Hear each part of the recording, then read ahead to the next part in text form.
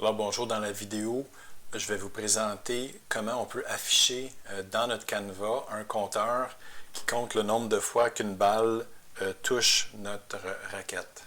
Donc partons un jeu, on voit que le compteur est à 0 en haut à gauche, et puis à chaque fois que ma raquette touche une balle, bien le compteur augmente de 1.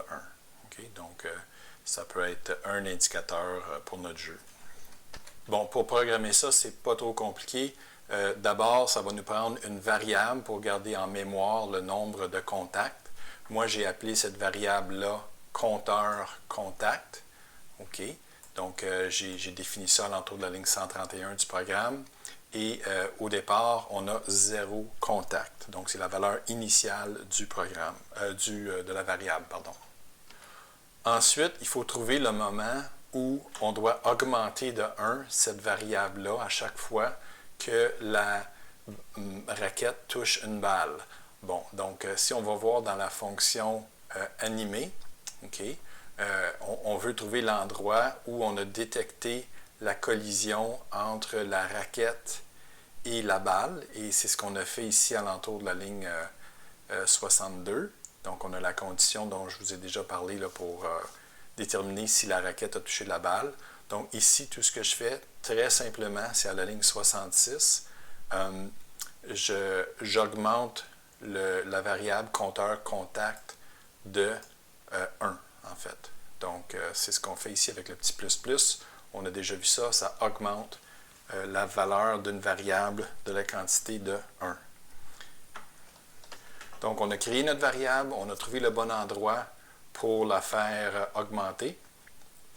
Et puis maintenant, il nous reste à afficher à l'écran la valeur du compteur. C'est ce que je fais ici entre les lignes 96 et 99. Donc, on l'affiche à l'intérieur du Canva. Donc, on va utiliser les trois petites lignes qui sont ici, 97, 98 et 99. Dans un premier temps, on décide de la police. Donc, c.font va définir la police qu'on va utiliser. Donc, ici, j'ai choisi tout simplement 20 pixels comme grosseur de police et un style Arial. Vous pouvez fouiller sur Internet et voir d'autres types de police que vous pouvez mettre. J'ai tout simplement choisi la couleur blanc et par la suite, on appelle la méthode fillText qui va aller dessiner à l'écran le texte. Et puis ici, on donne la valeur de notre compteur. Okay? Et on a la position en X et la position en Y de notre affichage. Donc, par exemple, ici, on voit que c'est affiché en haut à gauche. Si jamais, pour d'autres raisons, on voulait tasser ça à l'autre bout de l'écran, on pourrait mettre ça, par exemple, en l'entour de 700. Si on voulait que ce soit un petit peu plus gros, on pourrait le mettre à 30. Et si on voulait changer la couleur, par exemple, on voulait mettre ça en bleu, bien, on pourrait faire quelque chose comme ceci. Et puis, on voit que le compteur est en haut à droite et il est en bleu, puis il se trouve être un petit peu plus gros que ce qu'on avait auparavant. On voit que les balles passent par-dessus le compteur, donc notre compteur n'affecte pas notre jeu.